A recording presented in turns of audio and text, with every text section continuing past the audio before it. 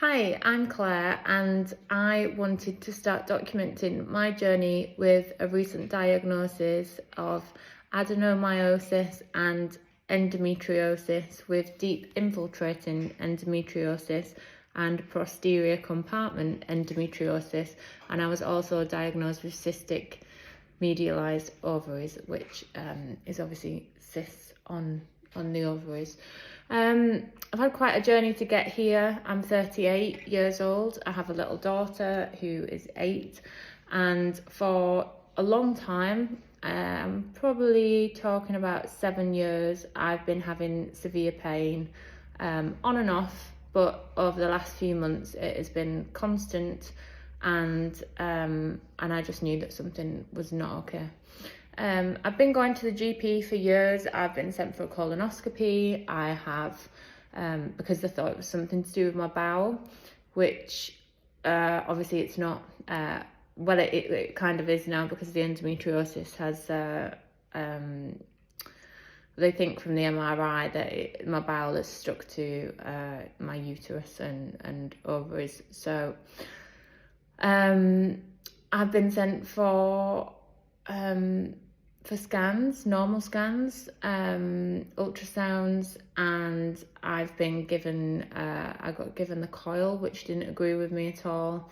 I've been given pain relief, but nobody has got to the bottom of exactly what it was, which is why I want to start documenting about it, because for mine to get to the degree that it's got to and causing me the amount of pain that it's got to, and the end result of what I'm going to have to go through, I just feel like more needs to be done for women who go to their GP and they're in pain.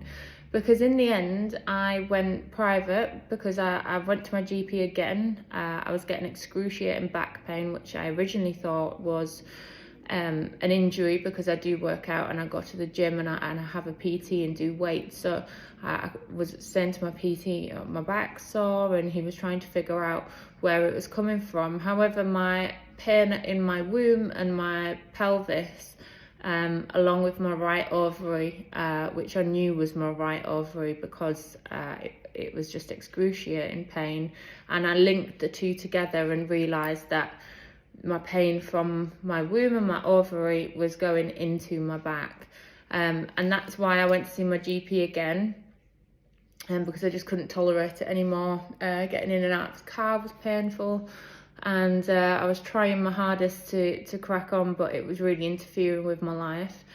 And once again, she examined me and then sent me, gave me a referral for an ultrasound. Now, I knew that something was not okay, and I do have private medical insurance, so I went to a private GP at the Alexandra Hospital in Cheadle, and he pressed on my tummy, and as soon as he hit my right ovary, he panicked because of the amount of pain that I was in, and that was on a Saturday, and luckily he could get me a gynecologist appointment for the Monday. Now, on the Monday when I went to the gynecologist, he was lovely and he examined me, and he instantly knew that I had endometriosis off examination. He wanted to send me for an urgent MRI of my pelvis. He said that an ultrasound wouldn't show up the endometriosis. It would be an MRI or an operation that they have to do to have a look.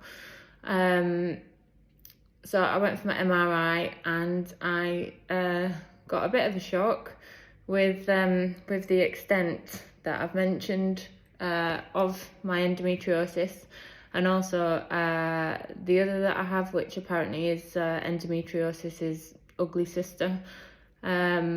And he then sent me to another colleague of his for his expert input and future management, and I got the news that because I have endometriosis grows on top, so endometriosis grows on top of, it grows outside of your womb, and then it sticks, can stick your ovaries. It's obviously retroverted my uterus. he showed me that on the MRI, and that's why certain things are very painful, which I'm not going to go into detail because obviously it's personal, but it affects that area of my life as well. And he showed me the MRI and went through treatment options, and unless I have a total hysterectomy, I will always be in pain, basically. So I haven't got a choice. I feel quite annoyed that this wasn't picked up on before. I've been going to the GP for a long time, but the grateful thing is that it can be treated. I've just got quite a long journey and a long recovery to go through, and at the minute it's about managing the pain. I've had to get prescription painkillers, which I don't really like taking, so I couldn't handle the codeine, and tramadol I'll take when I absolutely need to, because you can't drive and I need my car. So I'm trying to get through it with managing it myself. Heat does help a lot. You used to have to be careful with the hot water bottle. I got a rash on my tummy.